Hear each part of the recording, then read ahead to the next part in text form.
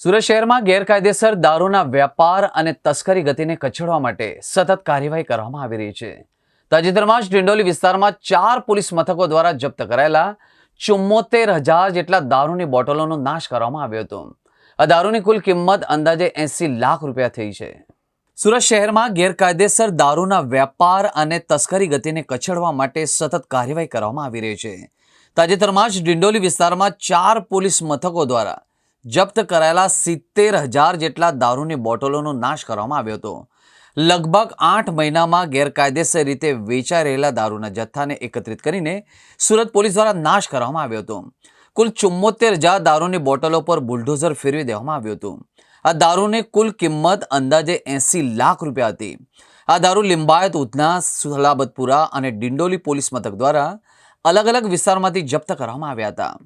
આ સંજોગોમાં પોલીસના ઉચ્ચ અધિકારીઓ અને કસ્ટમ વિભાગના અધિકારીઓની હાજરીમાં દારૂનો નાશ કરવામાં આવ્યો હતો। આ મહત્વપૂર્ણ કાર્યવાહી ડીસીપી ભગીરથસિંહ ગઢવીની દેખરેખ હેઠળ કરવામાં આવી હતી।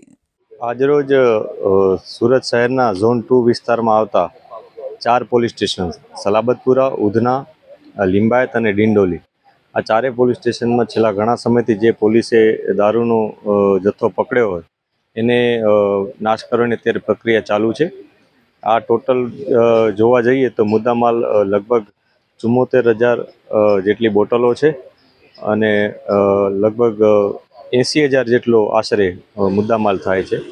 80 લાખ જેટલો મુદ્દામાલ થાય છે। આ મુદ્દામાલ અત્યારે નાશ કરવામાં આવી રહેલ છે કે જેમાં એક્સાઇઝના અધિકારીશ્રીઓ, રેવન્યુના અધિકારીશ્રીઓ અને તમામ પોલીસ સ્ટાફ, અત્યારે પોલીસ અધિકારીશ્રીઓ હાજર છે અને તમામની હાજરીમાં આ મુદ્દામાલ અત્યારે નાશ થઈ રહ્યો છે।